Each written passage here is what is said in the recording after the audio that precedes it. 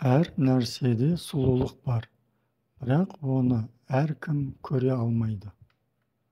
Асыл адам әуелі іс жасап, сосын сөйлейтін адам. Бақыт пен даналыққа қол жеткізгісі келетін адамдар үнемі өзгеріп отыруы керек. Егер біреу сізді қатты ренжіткісі келсе, демек ол одан да жаман ренжулі. Не нәрсеге ұмтылсаңыз да, оған бар жаныңызды салыңыз. Өзгенің ойын қайталауды даналық санайтын, бағынбауды ерлік, өзгенің сырын ашуды шыншылдық деп есептейтіндерден жиіркенемін. Ойларыңызды тазартумен айналысыңыз. Егер сізде жаман ой болмаса, сізде жаман істер де болмайды. Ұлы адам кіші істерде көрінбейді, бірақ үлкен жауапкершілікті алуға дайын. Кішкентай адам үлкен жауапкершілікті мойнына алмайды, бірақ қарапайым істерге араласуы мүмкін. Сөйлесуге лайық адаммен сөйлеспеу адамнан айырылу деген сөз. Ал әңгімеге лайық емес адаммен сөйлесу сөзден айырылу деген сөз. Ақылды адамнан да сөзден де айырылмайды. Сөз рас болуы керек, әрекет батыл болуы керек.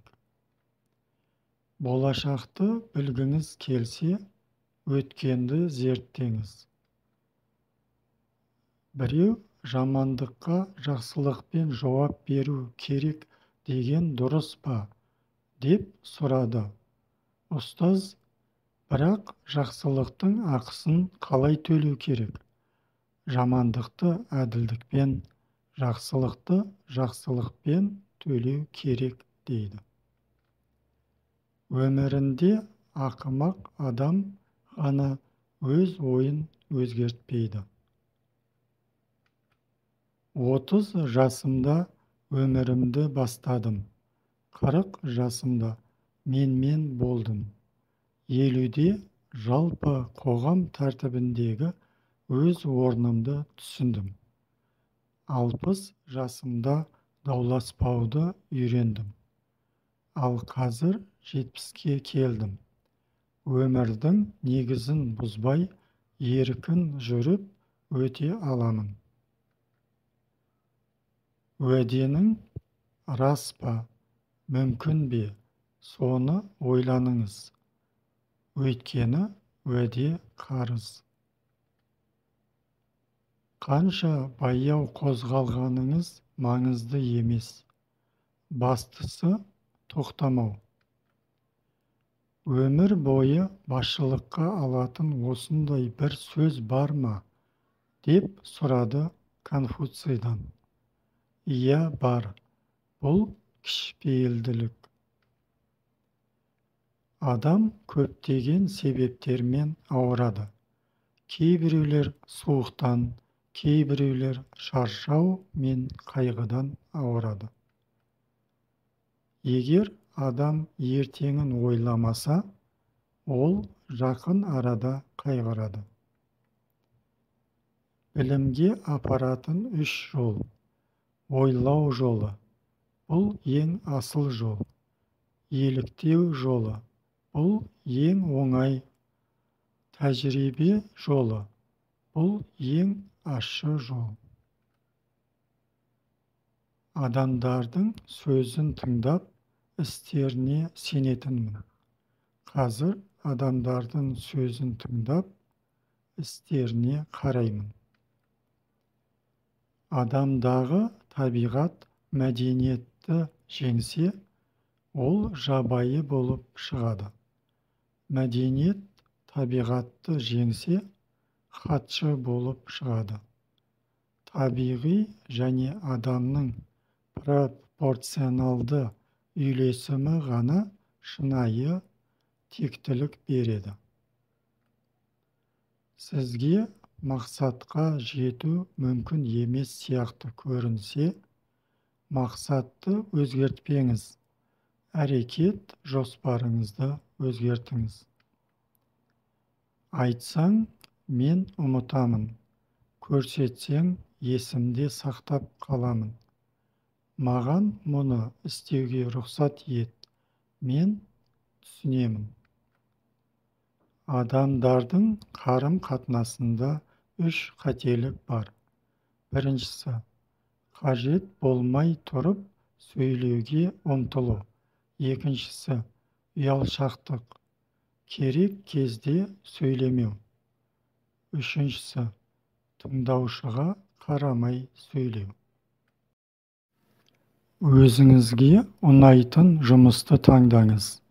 Сонда сіздің өміріңізде бір күн жұмыс істеудің қажеті болмайды. Жақсылық пен жамандықтың айырмашылығы бар. Жақсылық жолын таңдағандар оны ештеңеге айырбастамайды. Басқалар күткендей емес, өзіңіз қалағандай өмір сүріңіз. Олардың үмітін ақтайсыз ба, жоқ па, сіз оларсыз өлесіз, және сіз өз жеңістеріңізді иеленесіз. Асыл тасты үйкелеусіз жылтыратуға болмайды. Сондай-ақ адам жеткілікті талпыныссыз жетістікке жете алмайды. Ең үлкен даңқ ешқашан қателеспегенде емес, құлаған сайын орнынан тұра білуде. Болашақ туралы қобалжыған адамдар бүгінді ұмытып кетеді. Сондықтан олар бүгінмен де, болашақ үшін де өмір сүрмейді. Олар ешқашан өлмейтіндей өмір сүреді. Ал өлгенде олар ешқашан өмір сүрмегендерін түсінеді. Біз кеңестерді тамшылармен қабылдаймыз, бірақ оны шелектеп таратамыз. Саған келген азапты ұмыт, бірақ жақсылықты ешқашан ұмытпа. Асыл адамдар басқа адамдармен үйлесімді өмір сүреді, бірақ басқа адамдарға ермейді. Төмен адамдар басқа адамдарға ереді, бірақ олармен үйлесімді өмір сүрмейді. Табысты болғыңыз келсе, 6 жамандықтан аулақ болыңыз. Ұйқышылдық, жалқаулық, қорқыныш, ашуланшақтық, бос жүру және шешімсіздік. Әдемі сөздер мен сырлы жазбалардың шынайы ізгілікпен байланысы сирек. Тауларды қозғалтатын адам алдымен ұсақ тастарды алып тастайды. Ұсақ түйек істерге сабырсыздық үлкен істі бұзады. Барлық адам әдемі, бірақ оны барлығы байқай бермейді. Аспан мен жер бір-бірінен бөлек, бірақ олардың әрекеті бір. Тәртіп бар елде, ісіңде де, сөзіңде де батыл бол. Тәртіп жоқ елде, қимылда батыл, сөзде парасатты бол. Кек жолына түспес бұрын, 2 қабір қаз. Ештеңені білмейтін адам бақытты, түсінбестікке тәуекел етпейді. Бақыт сені түсінгенде, үлкен бақыт сені жақсы көргенде. Нағыз бақыт сен сүйгенде. Асыл адам түзу және берік, бірақ қыңыр емес.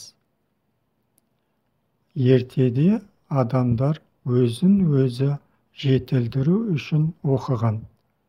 Бүгінде олар басқаларды таң қалдыру үшін оқиды.